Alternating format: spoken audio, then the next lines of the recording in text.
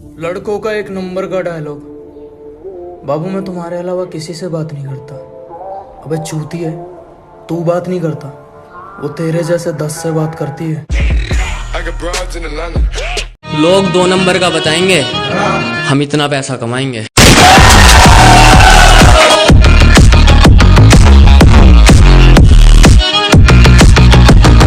मेरा साथ देने में अगर तुमको डर था तो पहले न इतना मेहरबान होते। ज़माने को अपना बना कर तो देखा, हमें भी तुम अपना बना कर तो देखो। ज़माने को हो रूप ऐसन बुझाला देखी सूरज ल जाला।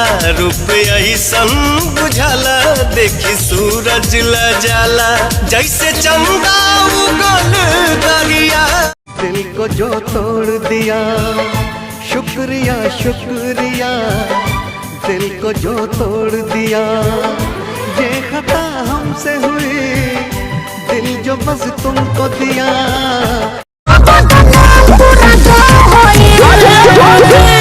देवर जरे भाव खाऊ कमर जाके घाव होई।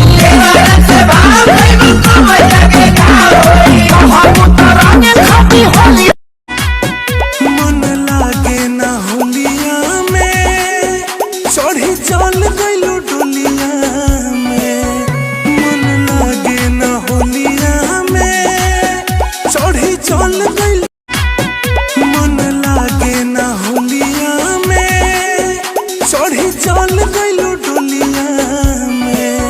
मन लागे ना होलिया में चढ़ी चल गइलू। सुनो, जिसके पास आपके लिए टाइम ना हो ना उसको कभी डिस्टर्ब मत करना। मेरा ते कोई पहिले जे पाता रहित पड़ी तारा रहो। कबहू न कैले रहती प्यार। पानी मजबूर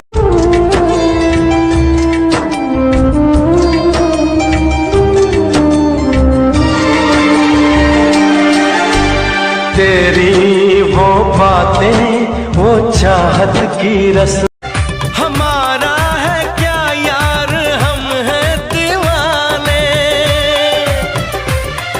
हमारी तड़प तो कोई भी न जाने। बोले खाली बात बड़ी बोल, हमको मिला रे बकलोल।